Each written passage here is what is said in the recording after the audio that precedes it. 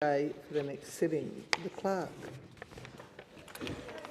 Private members' business. Notice number 6, genocide. Motion to be moved by the member for North Sydney. I'll give the call to member for North Sydney.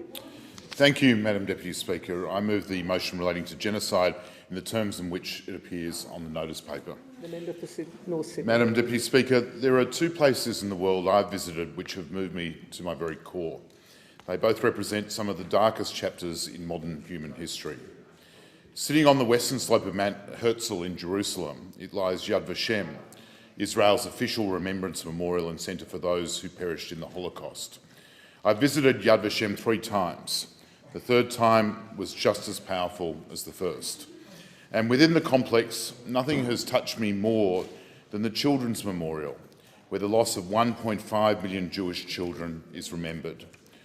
All of the victims of the Holocaust were innocent of any crime other than being who they were culturally or in their faith. Yet there is something especially moving and disturbing reflecting on those children in their age of innocence and with their lives before them, but murdered without compunction or compassion. How could this ever be so? And on a ridge above the Armenian capital of Yerevan sits an austere but impressive memorial and museum dedicated to the 1.5 million Armenians killed in the Ottoman Empire during one of the greatest tragedies of the modern era. Just over 2 years ago, I visited Yerevan with my federal colleagues, the members for Goldstein and Bennelong. We planted a tree in the Grove of Remembrance and we laid a wreath. These were small gestures, but reflected our determination to ensure that the suffering of the Armenian people during its genocide is never forgotten. Both places are heart-wrenching and sobering. Both so clearly convey the barbaric impact and magnitude of genocidal crimes designed to exterminate a people based on their ethnicity and beliefs. On the 9th of December this year, as happens every year, the United Nations will mark the crimes of genocide that have killed so many millions in the modern era. It will reflect on that great early achievement in the United Nations history, the adoption of the Genocide Convention. That convention had its immediate impetus in the events of the Holocaust and the global determination to make sure international law recognised the crime against humanity that genocide represents. But as one of its primary authors, Raphael Lemkin, often acknowledged, its roots lay earlier in the genocide undertaken by the Ottoman government. The Holocaust and the Armenian genocides are linked so clearly in driving the creation of that convention, yet they have been treated differently. Australia and the international community, with few exceptions, recognised the Holocaust for what it was, a genocide perpetrated by Nazi Germany and its collaborators.